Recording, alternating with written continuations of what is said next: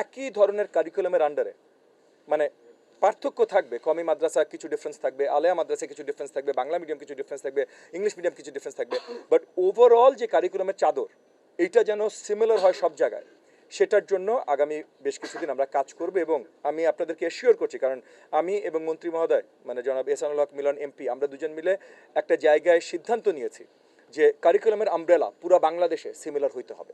বাকি কিছু এদিক ওদিক থাকতেই পারে, কিছু এখানে এক্সট্রা পড়াবে, কিছু ওখানে এক্সট্রা পড়াবে না, কিন্তু কারিকুলামের আমব্রেলা সেম হতে হবে। সেই আঙ্গিকে আমরা কাজ করব এবং আমি বিশ্বাস করি সেই আঙ্গিকে কাজ করলে ভুল তথ্য ভুল জ্ঞান ছড়ানোর যে একটা প্রবণতা আমরা গত বেশ কিছু বছর দেখেছি, এটা আমি শুধু মাদ্রাসার জন্য বলছি না, আমি যে কোনো জায়গার জন্য বলছি, ভুল তথ্য ভুল জ্ঞান ছড়ানোর যে প্রবণতা, এই জায়গাটায় আমরা অনেক দূর হয়তো সঠিক জায়গায় আনতে সক্ষম হব।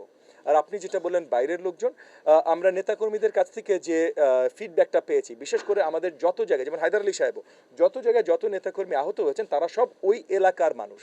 মানে তারা ওই তাদের বয়স যদি 25 হয় বা বয়স 65 হয়, তারা ওই 25 বা 65 বছর ওই এলাকায় থাকেন, ওই এলাকার সবার চেহারা তারা চেনেন। অনেকে তারা দেখেছেন যাদের চেহারা তারা চেনেন, ওই যে যখন জিজ্ঞেস করলেন যে অজ্ঞাত হবে কিনা, অনেকের চেহারা তারা চেনেন। এখন তারা মাদ্রাসা থেকে এসেছেন না বাইরে অন্য কোথাও থেকে এসেছেন এটা তো আমরা বলতে পারছি না। সো ওই জায়গায় পুলিশকে আমরা সেইভাবেই ইনফরমেশন দেবো।